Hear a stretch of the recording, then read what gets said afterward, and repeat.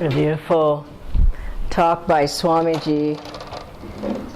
And when we first came here to India, you all probably know that Swamiji was in India in the late 50s, and he taught everywhere, and many thousands of people came and heard the American Swami. He was very well known, and he met many people here, and then suddenly he was taken back to America by his organization, Self-Realization Fellowship. And many people who knew Swamiji didn't know what happened to the American Swami. Where did he go? Where was he? He was here in 58 to 61, I believe it was. And so Swamiji met some very fine people. And one man that he met before he went back to America came for an interview to take Kriya Yoga initiation. And he came with his son, who was 10 or 12 years old at the time. So they came, and this man talked to Swamiji and asked about him if he could take Kriya Yoga Diksha. And Swamiji spoke with him, and he said, yes, you can come for Kriya. And then if you have a phone, you may want to switch it off now. This would be a good time. So then, just pull it out, switch it off. So then Swamiji gave approval to this man, and his son said, I too would like to take Kriya Yoga initiation. And he was 10 or 12 years old. And Swamiji said, I think maybe you should wait a little while. He was just a boy. So then Swamiji left. He went to America, and he came back a couple of times between then and 2003, but not very much. When he came back in 2003, he met some of the people that he had met in the 50s. One of them was this boy that now 45 years later, whatever it was, he came to Swamiji and he said to him, I waited for you all these years. And Swamiji looked at him and he said to him, I waited for you too. And the man came through the Sangha, and he took the Kriya Yoga initiation with us. And when Swami Kriyananda came back to India, he had waited for all of us. He came on the behest of Paramahansa Yogananda for everybody. He came to Chennai. I think that was maybe his very first time. He came to meet all of you and all the thousands of people who came. And when he left India last March, he had just finished an India-wide tour. Chennai was the last place where he spoke. And he waited, and he came to meet all the devotees, all of you and all the other people. And then it was time for him to go. And when a master such as Swamiji leaves this earth, he leaves great blessings. Of course, he leaves teachings, he leaves the vibrations, he leaves the spiritual mantle on his name's successor, but it not only leaves those blessings on one person, he leaves them on everyone who his life has touched. He leaves them on everyone who is open and receptive, who wants to carry forward. Many people have said to me that they feel Swami Kriyananda Ji just like he was when he was here, even though he's not in his body. Some people have said they feel him even more as guidance, direction from the Master, even more so. And we have to realize now that the task is on all of us. And we have to tune in to Yogananda Ji, tune in to Swamiji as to how to proceed, how to go deeper into the teachings that they brought, how to be able to share them with others.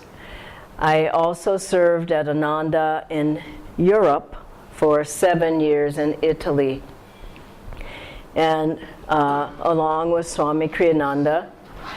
And he came with us there. This was in 1984, many years back. And I was in my late 20s at the time.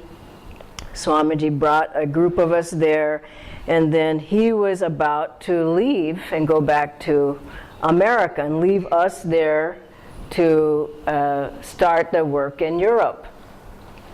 And I asked him, I said, Swamiji, what do you want us to do? And how do we proceed? And how do we know what to do now? And he looked at me and he said, Dhyana, tune in to Yogananda Ji and tune in to Divine Mother, and you will know what to do. And that was many years back. The work there now is, through the help of many, many souls, is flourishing. But I realized when he said to tune in that I didn't really know what that meant. It sounded good, but I didn't really understand it. And I had to reflect on how I could understand that on a deep level to proceed further on the path. So I looked at what I was doing. I was barely energizing, and I thought, I have to do these practices every day with depth, with sincerity. I began to energize every day. My meditation was up and down. I wasn't putting my whole heart into it. I began to meditate with more devotion, more focus, to get in tune. I hadn't been chanting. I began to chant long hours to get in tune. I hadn't been serving with all my heart. I was just going through the motions. I began focusing, concentrating as I was serving to get in tune. And then as I did that, I realized that the grace of God could come, answers, the direction, the guidance as to the next steps, but I had to get in tune. And I think that most of us have that task in front of us. We go a little bit, but we have to try put more energy, more devotion, more emphasis into everything that we do. When I began on the spiritual path, I was practicing through lessons, the SRF lessons.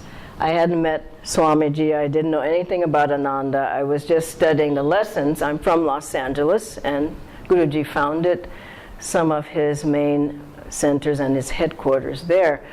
So I did as best I could. And then one day someone told me, there's a great yogi who lives here in California, and he lives up in the Sierra Nevada foothills. His name is Swami Kriyananda. He trains people into how to live the spiritual life. I went up there, and I had been haphazardly doing my practices. I saw at Ananda village up in the foothills, people were with great vigor doing their exercises. They were meditating long hours. I was barely meditating. They were meditating long hours. They were serving. All the time that they weren't meditating, people were serving. Swamiji was showing an ideal life of a yogi, of a person who is a devotee and seeking God, how to bring God into everyday life.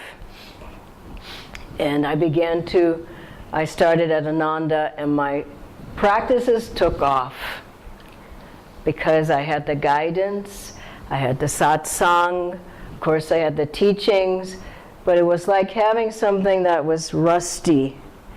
And when I got to Ananda and I got with the other devotees, and the focus, the devotion that people had, everything began to move.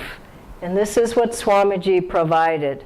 Places where we can come, satsang with others, places where we can do yoga postures, we can do our energization, we can have, in Gurgaon we had an all-night meditation just recently on Krishna's birthday, Janmashtami, and we started at 8 to 9, energization and yoga postures out on the lawn. 9 to 5, chanting meditation all night long. How wonderful. We have places where we can come and meditate deeply, we can come and study the scriptures, we can come and have kirtan, we can meet other Guru Bhais, and we can feel the presence of God. This is what Swami Kriyananda Ji, Master through him, left for us, an ideal life of a yogi in the world. As we know, Lady Mahashaya, he taught Kriya, and he met his guru Babaji in the Himalayas. He was 33 years old, and Babaji had called him there, and Lahiri Mahashaya was married, and he had 2 children, and he was an accountant. And at that age, his guru called him. He blessed him. Lahiri Mahashaya woke up, and from his dream of not knowing who he was, and he said, "This is my guru, this is the cave where I meditated, this is my asan." He went on like this, and Babaji gave him Kriya Diksha, and you know what happened? He went into a deep samadhi for a week. And when he came out of that, his guru told him, "Now you go back home to your wife, your children, your accounting job, and you live the life of a yogi in the city. And you show people that they can bring the teachings of yoga, of meditation, of God remembrance anywhere." I remember Swamiji saying, everybody talks about going to the caves, but there's not enough caves to go around. Our cave is the temple of our own heart. And as we open up, we realize that God can come to us anywhere. Yogananda Ji had many very great disciples, and he drew those disciples and he worked with them as he works with us through love. And he had a great disciple, Dr. Lewis, who was his first disciple in America. So he came to Master. Master said, they're all God's disciples. I'm not the guru. And they're all God's disciples. So anyway, Dr. Lewis came and he asked Yoganandaji about the scriptures he had been studying. And he says, it says here in the Holy Bible, if thine eye be single, thy whole body shall be filled with light. And he looks at Yoganandaji. Now imagine, in America, in the 20s, here's Paramahansa Yogananda, who's from India. Now there weren't very many Indians in America then. Vivekananda had gone and he came back, a couple of others. Yoganandaji went and he lived in America for 32 years. So here's Yoganandaji, and he, dark skin, long hair. For a time he had a beard as well, and the student said, you can have the long hair or you can have the beard, but you can't have the long hair and the beard in America. So Master chose to keep the long hair. And he had on robes, orange robes. I mean, he was quite a sight. No one looked like Paramahansa Yogananda. And so this man came to him and he said, I've read here this quote, this from the Bible. And he looks at Yoganandaji now, and very interesting if you think about how he even got there. His guru had drawn him there. He didn't happen upon Paramahansa Yogananda. Master said, anybody who crosses my path, they cross it for a reason. So here was Dr. Lewis, and he says, have you seen this eye that they speak about here? If thine eye be single. He said, have you seen this? And Yoganandaji said to him, I think so. Then doctor said, well, do you understand what this passage means? And Master said, I think so. And then he says, can you show this to me? And Master said, I think so. Can you imagine? So he's there, and he has the man, Dr. Lewis, sit in front of him with his legs crossed. And Dr. Lewis in his book says, I never sat like that. And for sure I wasn't in the full lotus pose, but I tried my best. So he sits there, and here's the master. He sits in front of Doctor, and before he shows him the spiritual eye, he looks into his eyes, and he says, Doctor, will you love me always as I will love you? What is he supposed to think about this? Is this first meeting with this guru, and Master, he doesn't pull out the Gita and everything. He just looks at him and he asks him the question. And Dr. Lewis says in his book, you see, I could feel the love. And so I said, yes, I will. Yoganandaji rubs his hands and he says, that's very good.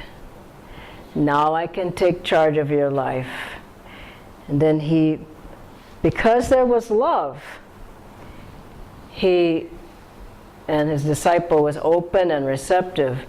Yoganandaji brought his forehead to Dr. Lewis's forehead like this, and he showed him the third eye from his magnetism, and he showed him the light of the 1,000-petaled lotus at the same time, because he was open, he was receptive. And Dr. Lewis went home to his wife. It was Christmas Eve, and Christmas is like Diwali here. It's the biggest holiday of the year. His wife was waiting with the Christmas tree and the decorations, and Dr. Lewis comes in so late, and she had either a rolling pin or a frying pan, or she was waiting to conk him over the head. And she takes one look at him and she just says, "Just come in and tell me what happened." She became a disciple too, of course. I mean, he was in a blissful state. And another disciple, Bob Raymer, was he came to Yoganandaji, and he was a businessman. He had his own jet, private jet. He drank, he smoked, he was, worldly, you could say. And then he came to Paramahansa Yogananda, and his wife was to come with them. And he had read Autobiography of a Yogi, and he comes to meet the master, and his wife was to come. But then she decided at the last minute she wanted to go and see her Aunt Gertrude, which I think was a terrible mistake. So she misses the meeting with Paramahansa Yogananda. So here's Bob Raymer. He's there, and he comes in for the interview. And you have to understand, Master's interviews were very different than what you would consider an interview. Sometimes he would take a person's head, like he took this other man, Orville Anders, and he just brought his head close to me, just looked deep into his eyes for a long time. And the man stumbled out like he was drunk out of the room, and they said, "What happened?" He says, "I don't know what happened." But he became a disciple. It's the magnetism. So Bob Raymer was there, and he says to Yoganandaji, I mean, these are all Americans, but really, Indians and American bodies. That's what Paramahansa Yoganandaji said. I mean, many people he met where he knew from many other lifetimes. So Bob Raymer says to him, I read about this, he called it Kriya Yoga. I read about this Kriya Yoga, and I want to take the initiation. And Yoganandaji says to him, okay, well, come on in. So he brings him in, and Master's sitting there, and he has this photo album of some of his relatives from India, and he's just flipping the pages and showing, and this is my brother, this is my sister, he's showing it, and the disciple, he's just ready for this initiation, and Yoganandaji keeps calling. Then he has some dessert, I think it was some Indian sweetmeats, some mithai, and Master had, and he keeps pumping these into Bob Raymer's mouth, and so he's showing him the pictures, and he's giving him the sweets, and what was he doing? He was softening him up. He was opening him up. He was magnetizing him. So he keeps showing the pictures, and Bob Raymer keeps saying, well, I just came because I want to learn this Kriya Yoga. And Yoganandaji keeps working with them and is pumping the sweets. And so then he says, well, please, I really want to learn this. So Master says at a certain point, okay, tomorrow at 10 o'clock. And he says, okay, I'm coming back. So he comes back. I mean, amazing.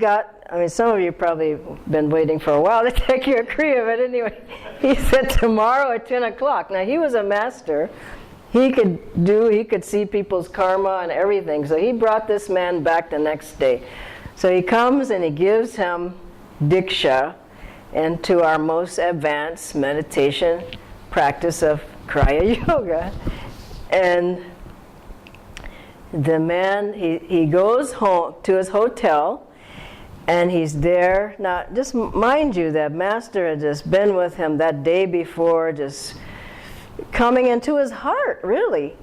So he comes, he gets initiation, and then he goes home, and he said, Bob Raymer said, I didn't have my usual 2 martinis because the guru instructed me to practice this Kriya Yoga. So he goes to the hotel and he starts to practice that evening. And he said, I didn't do, we saw him, met him at Ananda Village in California. He told us his story.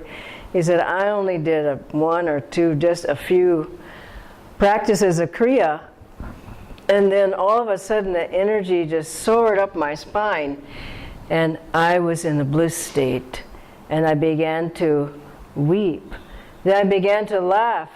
Then I fell off the bed laughing and crying because I felt this is what I've been waiting for my whole life. Because he was open to the guru could come in and could bless him. And this is such a wonderful story to remember because so many people think it's so technical. You have to do it this way. You have to be exactly this. There were people, Master said, he said, I will meditate for you. I'll do the meditating for you.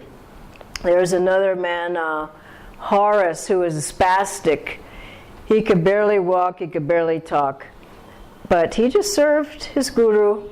And there's a story of, what was his name?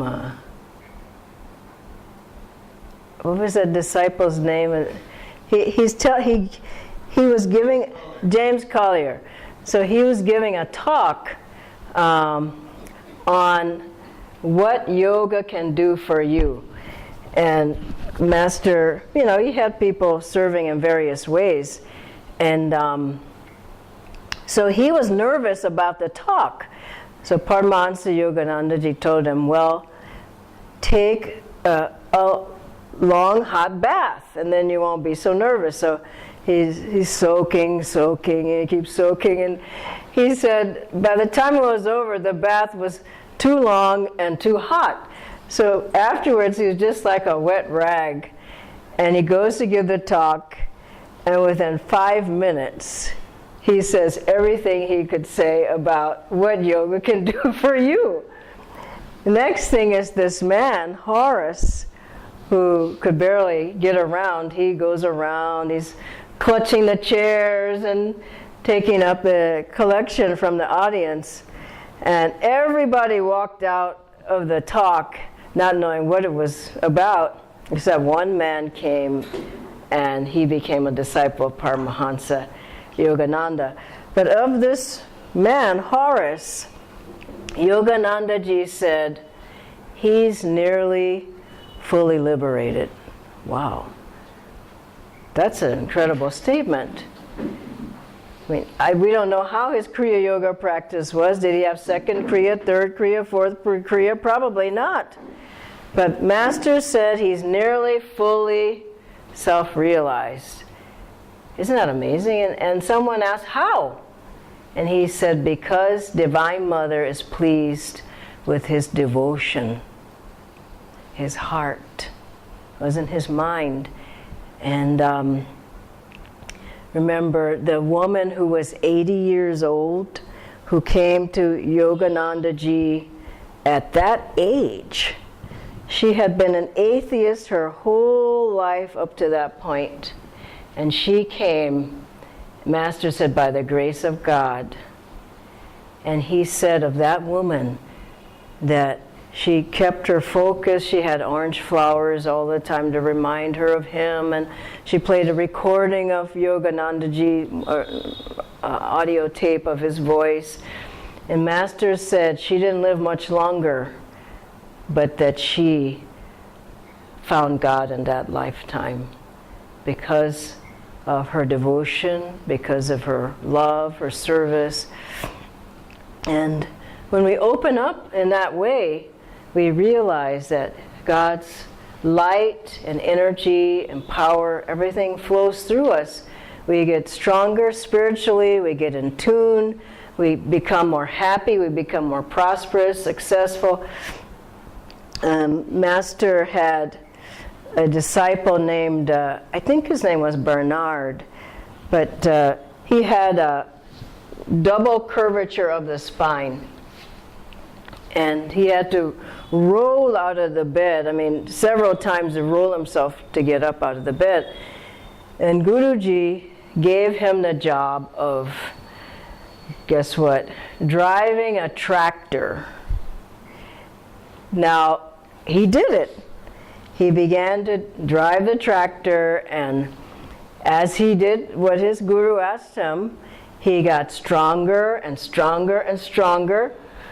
And then one day, someone said, well, you must not be feeling that well, and your back must hurt, and why would he give you such a hard job? And he said, well, you're right. I don't know why I'm doing this. So he went back to bed. And what happened? He got weaker and weaker and weaker and weaker. And then he ended up leaving the path completely. But while he was serving, he was open, he had his heart open, he was devotional, he got stronger and stronger and stronger. And so as we serve in whatever way we can and attune ourselves in whatever way we can, we get stronger, we get more clear, we get more focused, we get more uplifted, answers come, solutions come to difficulties. And the ways Yogananda has given us are the ways I said. Chanting, half the battle. It's so beautiful, this chanting this evening.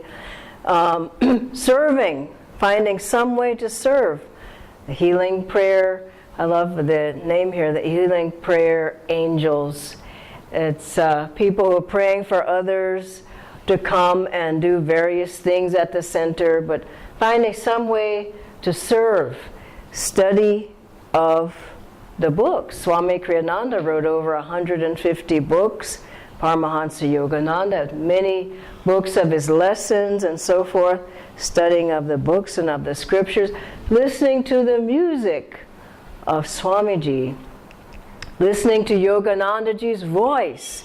These are all ways to keep us uplifted and open and in tune. Swamiji said the music he wrote was attuned to the Om vibration. And that's why you feel uplifted through the music.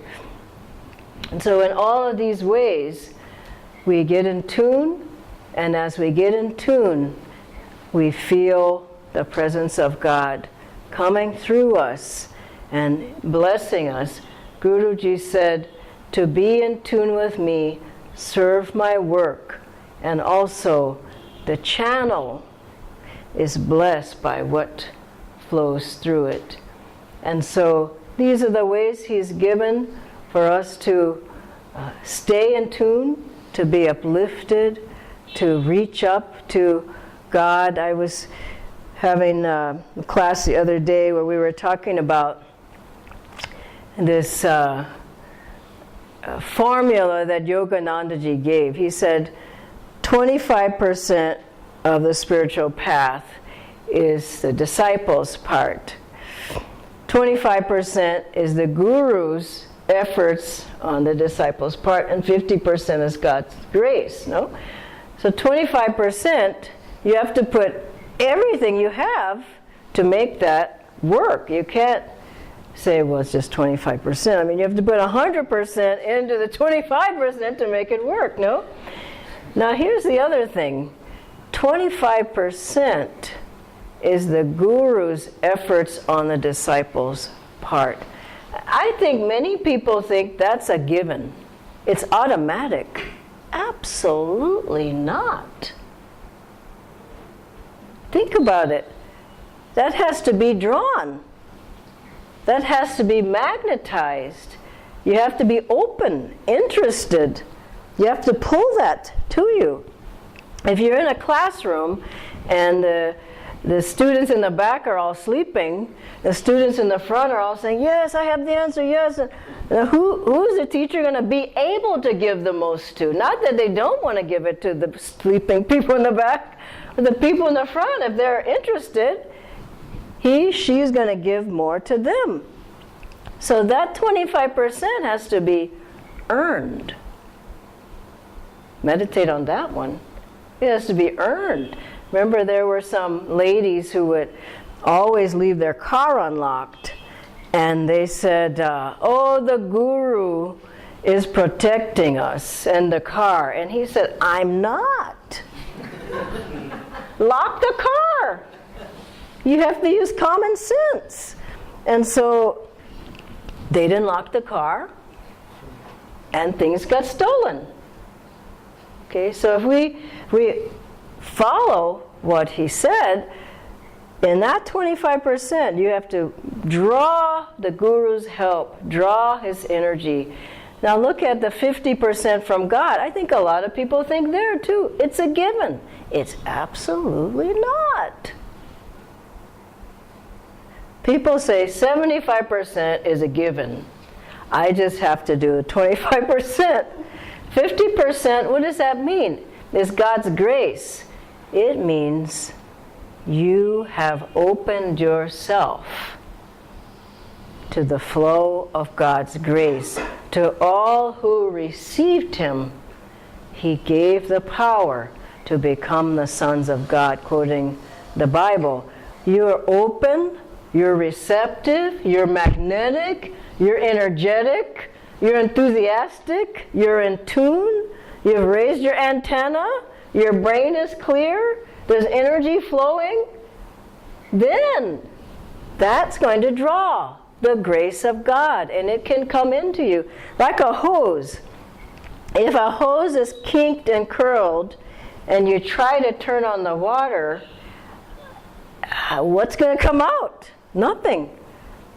So in yoga, we open and align ourselves so that that flow can happen naturally. It can happen without blockages.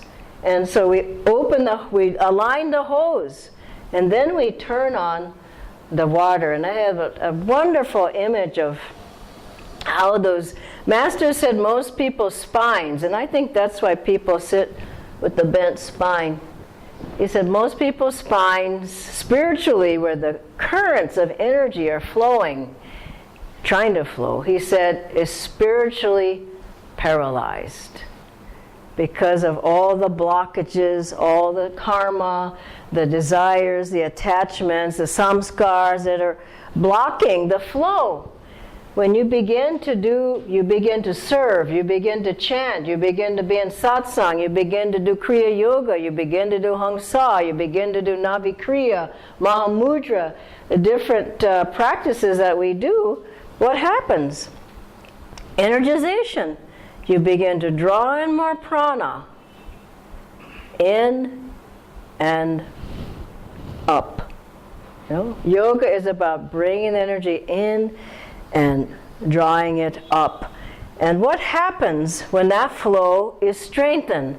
We enhance the flow and we direct the flow in and up. We enhance the flow. If there's a stream, and alongside that stream, and there's a low flow of water, and there's debris, there's twigs, there's trash, there's whatever on the banks, on the sides, if there's a low flow, everything is going to stay right where it is. In monsoon time, the water rises. The water rises.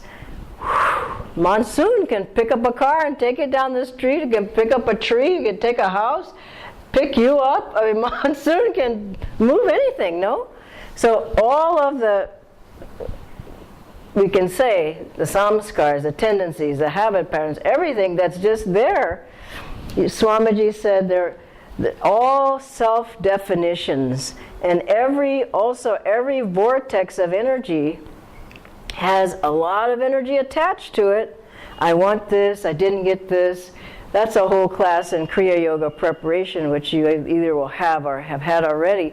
But as the flow gets stronger of the prana, as we draw in more prana, as we enhance the flow, what's going to happen? It's going to begin to move everything along and get it all unstuck. And this wonderful image of, here we're at the, nearly at the beach here, but if you imagine a big boulder and it's at the edge of the water, the ocean, the beach, and every day, all day, what happens to that water, the boulder? The water goes over and it goes back over. It goes over and it goes back all day long. No? As long as the tide is high enough, it goes over that rock and it goes back over. Now what do you think is going to happen when it does that enough times, a sufficient amount of times? What's going to happen to that large boulder? It will break down to smaller rocks. When we energetically, we introduce a strong energy in the spine where the energy currents are moving in Irdan Pingala. We introduce a strong energy, chanting's half the battle, and our heart begins to open up. The energy is released from the emotions. When we introduce a strong energy because we're serving and we're channels blessed by what flows through it, when we do introduce a strong current, when we're studying the teachings and in satsang and doing yoga postures and everything we do, what's going to happen? Those things that are blocked, the habit patterns, the tendencies, the likes, the dislikes, all of those things that are there, they're going to begin to dissolve or break up. And instead of a big boulder, there'll be smaller rocks. And then what's going to happen? And that water keeps going back and forth over those rocks continuously. If we keep introducing prana, a strong flow of energy and prana and the power of the masters through us, what's going to happen to those rocks? They become sand. They completely break down. This is the path. Yoganandaji has laid it out of Kriya Yoga, all the things I just mentioned. It's not just a technique, it's a way, total way of life with everything included that we've mentioned earlier. And in our classes in Gurgaon, I used to teach the Raja Yoga, and I leave those to other people. But before when people would come to the first class, I would take their picture. And then 3 months later, the last class, I would take their picture. What a completely different face. No? It doesn't take long. As you begin to burn up or dissolve or release the blockages there, Master said you won't be able to recognize yourself. You'll be so changed. And I loved this with the students. The very first class of one of the courses, I went in and everybody was there, and I said, it was the first class, and I looked at everyone and I said, and I'm going to ask you a question. Who are you? And one person said, I work at the bank, and another person, I'm down, I have a mother with 3 kids, and I said, no, I don't want to hear that. Who are you? I just let it rest. I just waited for people to respond. This is a question yoga asks. Who are you? And then one person in the back sort of said, I'm a soul. Someone else, I'm a part of God. I'm a wave of the ocean of spirit. Then the answers started to come. We think we're this personality, this color, I'm Indian, I'm American, I'm a woman, I'm a man, I remember Swami Kriyananda once said, a friend of mine was, she gave me a book on George Washington Carver. He was a black scientist.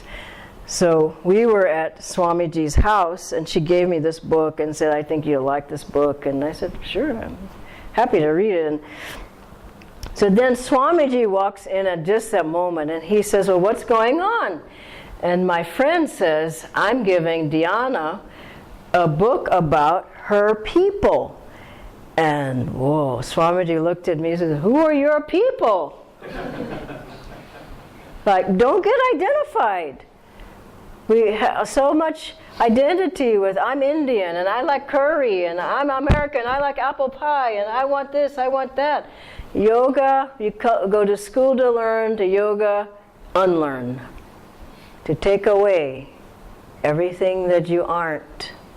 And to remember, smriti, like Lady Mahashaya remembered from the touch of his Guru Babaji. I'm a soul.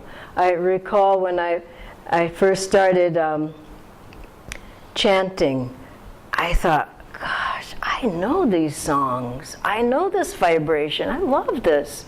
When I first started doing yoga postures, the same thing. I love these postures. This seems so familiar. When I first started to meditate, I couldn't even meditate that long, but I thought, this is what, I'm used to this. I know this. When I met the people at Ananda, when I first went there, I looked into their eyes and I thought, I know these people. When I began to read the books of Swami Kriyananda, when I read Autobiography of a Yogi, I didn't understand it, but Yogananda won my heart.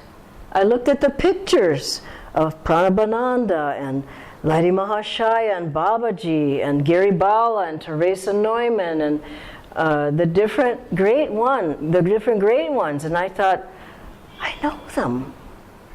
There's a part of you that knows. Your soul knows. And you can come back again and again and again and again until you're ready to wake up and you're ready to realize who and what you are. Or you can wait and wait and wait and wait and wait. The masters come. They come to awaken us.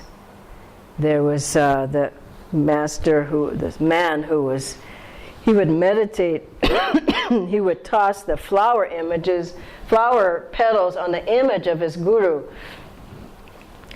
and as a devotional act. And it's not enough. It's not enough. This man, at a certain point, from what he had learned from his master and his own practices, he went into ecstasy. And he began to toss the petals on his own head, saying, what's in my master, that's what's within me. This is why the masters come. It's not enough to put the picture on the wall. You have to strive to become more and more like them.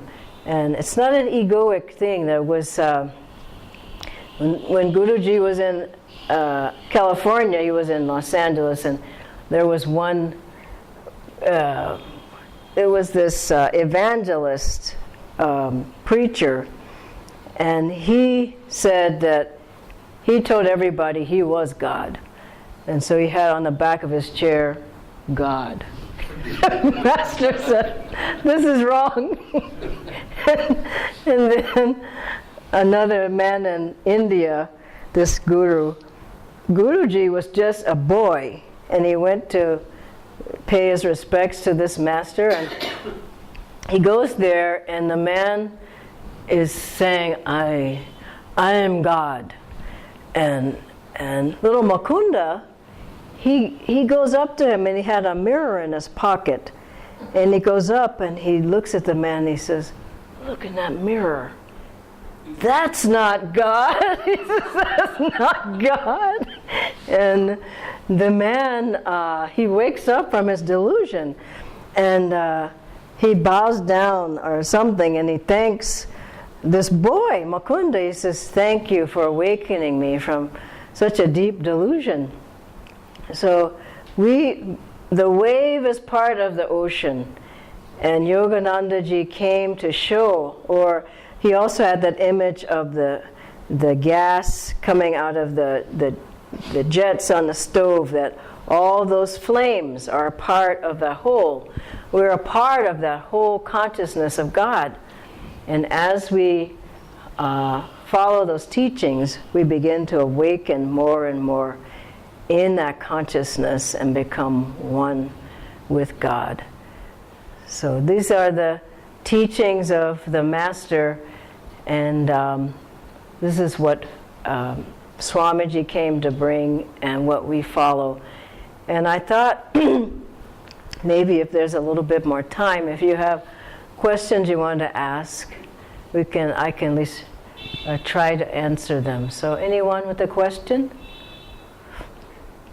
Yes. God. How do you differentiate between personal will and God's will? Okay. Well, it's not easy. Personal will is typically some desire strongly behind it. If it's thwarted, you're not happy about it. God's will, you pray for that. You can pray for that to come. You can say, Master said to look at the spiritual eye and to ask here, to put your prayer out or what you're seeking, and to feel in the heart, is this it? Is this right? Is this wrong? Is this what you want? And then thirdly, to act. Call, feel in the heart, and then to take the next step or steps toward what seems right. Praying all the time. If these doors open up, that usually is a sign that it's God's will.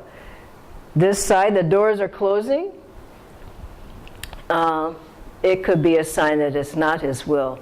It's a hard prayer because most people don't really want to know the answer to that. They want to fulfill their desires.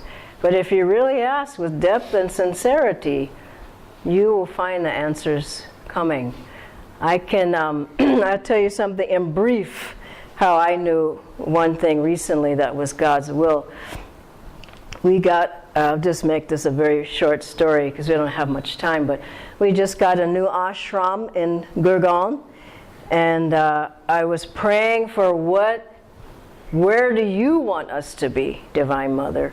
Where do you want us to be, Master? I looked at several places. We had settled on one place that seemed right from everything that we knew, and I had brought 25 of the members over. We all looked at it. Everybody said, yes, that seems right, and kept praying. And then suddenly, dramatically, everything shifted. Someone called and said, a friend of ours, and said, I have a house. Don't get that house, get this house. The price was right. It was available. It all happened very quickly. I didn't know anything about that when I had been looking for these places, but it all happened. So that was the will of God. So I think through prayer, opening yourself, really wanting to know, and testing. See if the door's open, and keep asking, is this what you want?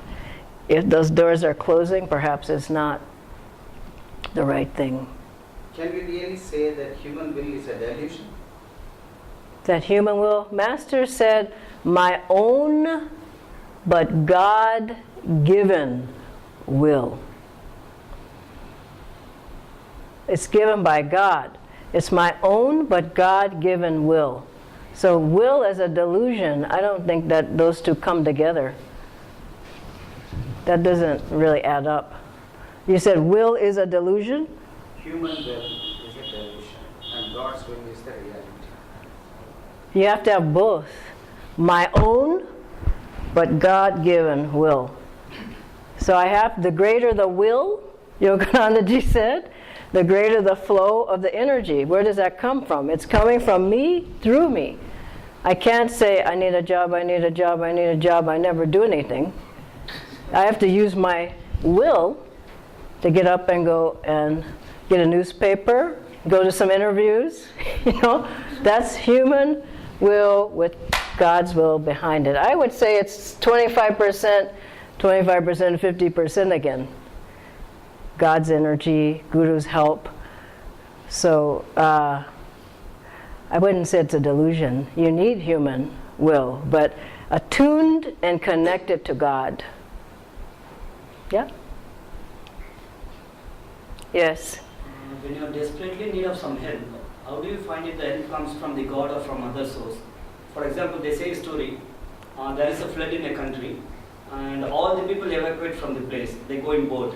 Only one guy is sitting there trusting that God will save me, God will save me. A lot of people, they come in boat, they ask him to come. He said, no, God will save me. Yeah. Like some 8 or 10 boats have come and went. At last he dies. He goes to hell or heaven. He asks God, I trusted you, but at last you have left me. How come? God says, I sent a lot of people through boat. That's how I came as me. So how do you find the help is coming from God or is it coming from some others? I've heard that story. That's a funny one. So how do you know if the help is coming from God? Help is always coming from God. I mean, whatever help you get. But you have to draw that yourself. God helps those who help themselves. No? So you have to put out energy to make it happen. But really, all the help is coming from the divine hand, if you open yourself to it. So that boat story, I mean, the guy should have gotten on the first boat.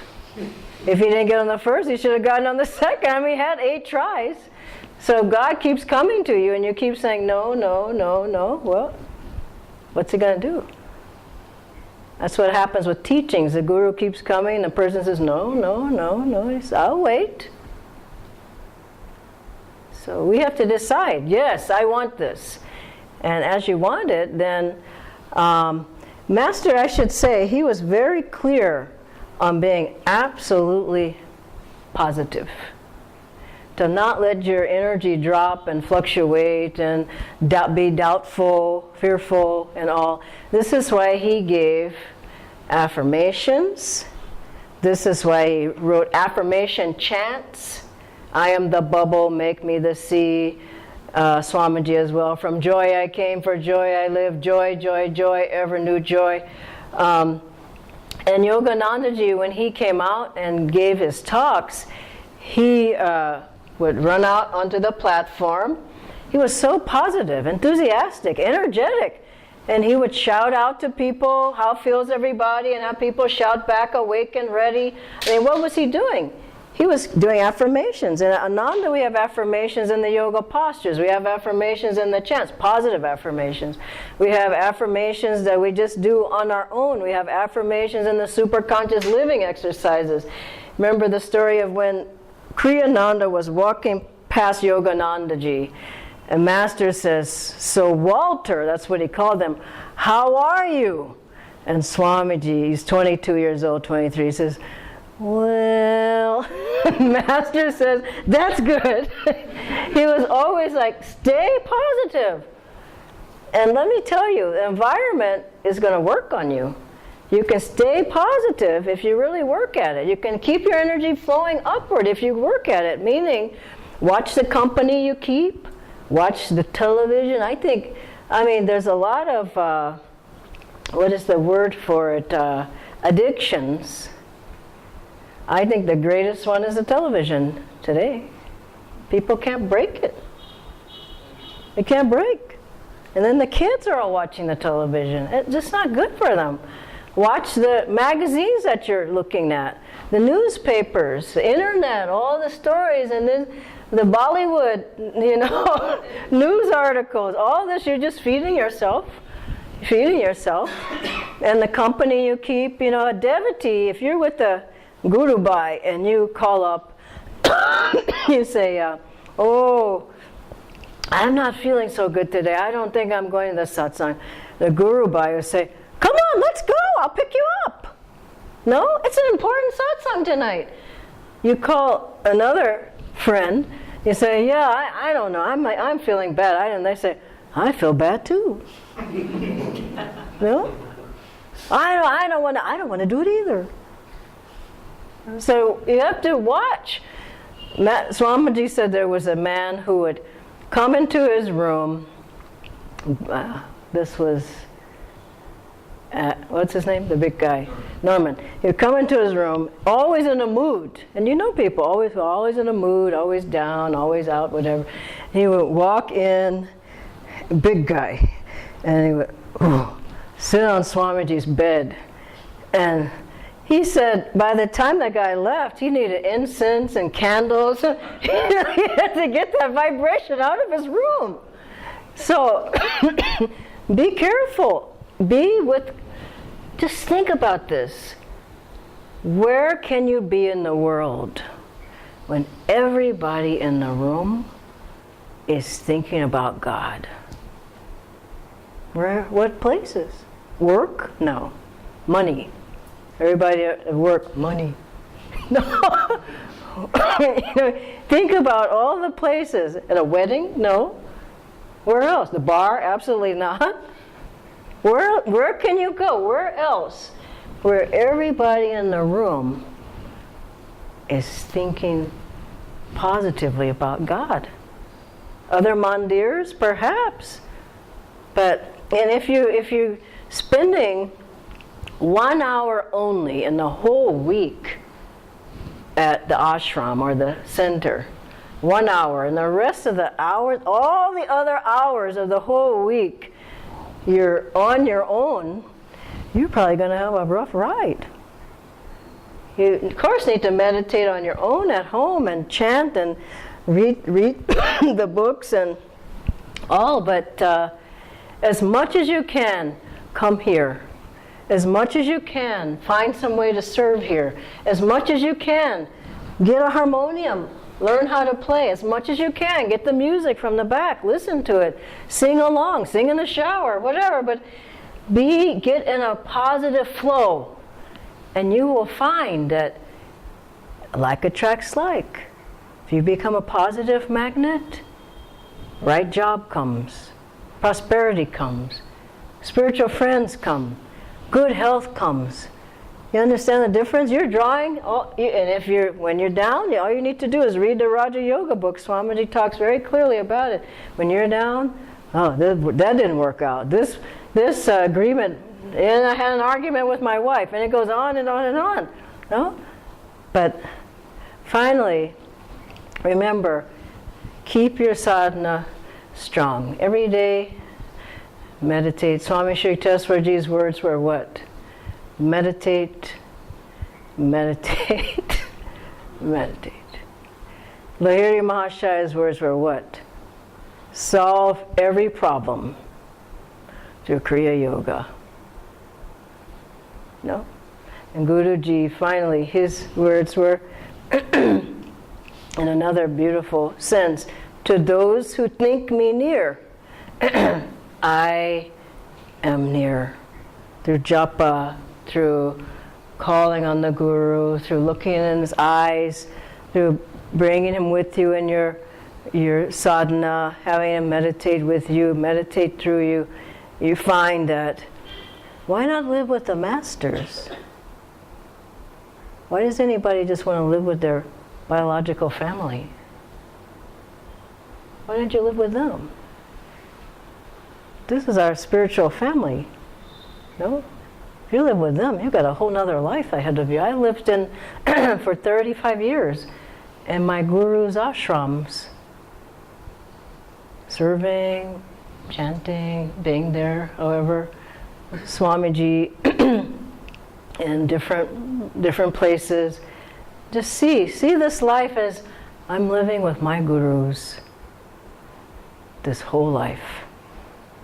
Now that's a different kind of life. I'm living with Babaji in this life.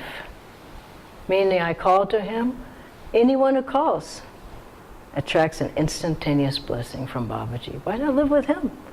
I'm living with Lady Mahashaya. I'm living with Swami Shri Teswarji. How many people could live with him? You know? I'm taking his discipline. I'm living with Paramahansa Yoganandaji. I'm living with Krishna. I'm living with Jesus Christ.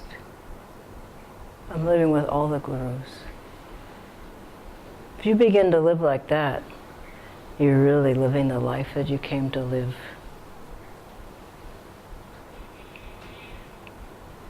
And that's that's why we're here, to attune to that life and to become one with Spirit, one with the Masters and one with God.